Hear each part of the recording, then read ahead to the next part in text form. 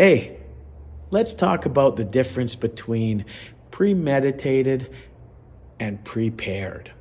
The reason I'm making this video is I had a somewhat misguided comment from someone that said my cane practice was basically premeditated murder. And I had to respond to this, but I wanted to make a video so others who practice martial arts and combatives can have an understanding of what is the difference between premeditated and prepared. Well, premeditated is an action, especially a crime, planned beforehand. Prepared is ready to deal with something. Martial artists and combatives people prepare, and some of what we prepare for are the worst case scenarios.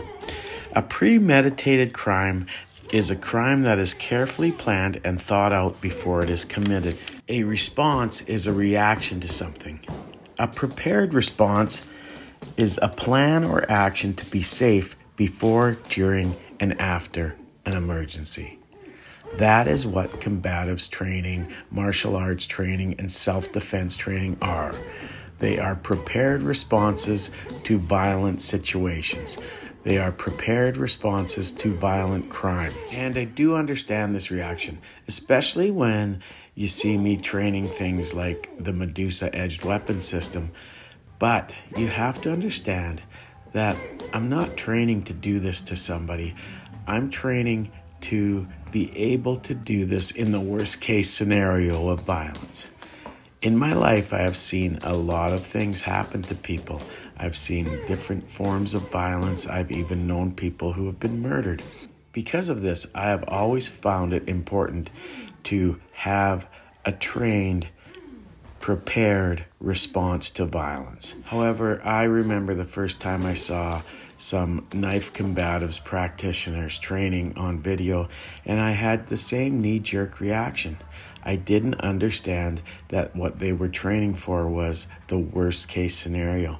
And as I got deeper into Filipino martial arts and started looking at knife combatives and started looking at the really dark core of Filipino martial arts, now I'm not saying this in a negative light. I think that part of it is very important and very valuable.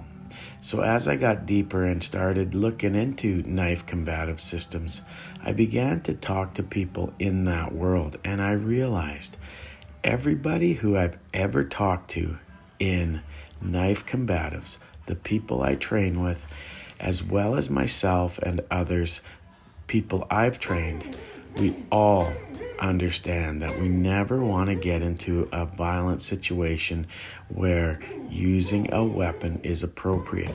We always want to avoid. However, we also understand that life is not perfect and avoidance is not always a possibility.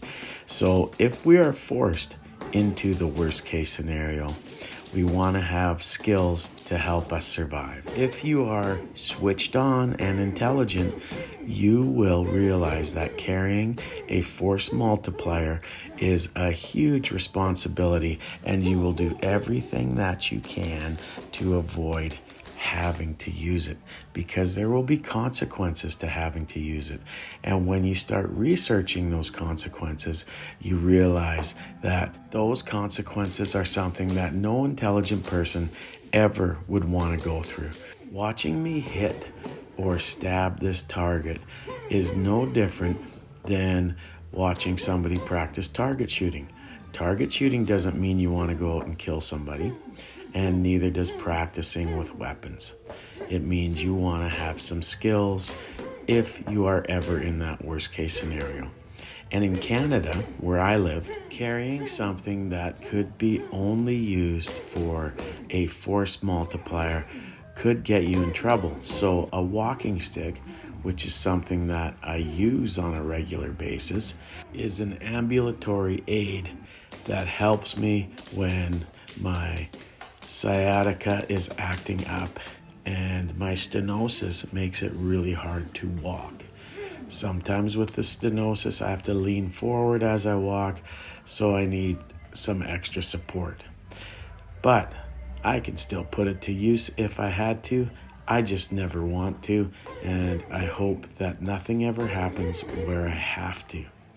and I am very good at talking with people and de-escalating. I practice de-escalation in my combatives training. I practice avoidance by being aware of where I am and just living in the moment, aware of what is going on around me, which is simply practicing mindfulness, which is something that is good for me anyway. So this is what I do. So while I practice physical skills with weapons and empty hands, I also understand that awareness, avoidance, de-escalation, escape, and evasion are the real skills of self-defense. They are 90% of what self-defense is all about. I never want to go hands-on. I want to avoid any potentially violent situation. But if I do go hands-on, I want to have the skills I need to get through the situation. And then I want to have the understanding of use of force laws enough so that I can explain my actions in a way that law enforcement will understand them. That is preparedness, not premeditation. If you like videos like this, or you want to learn a little bit about Filipino martial arts and combatives, please support my Patreon. Thank you.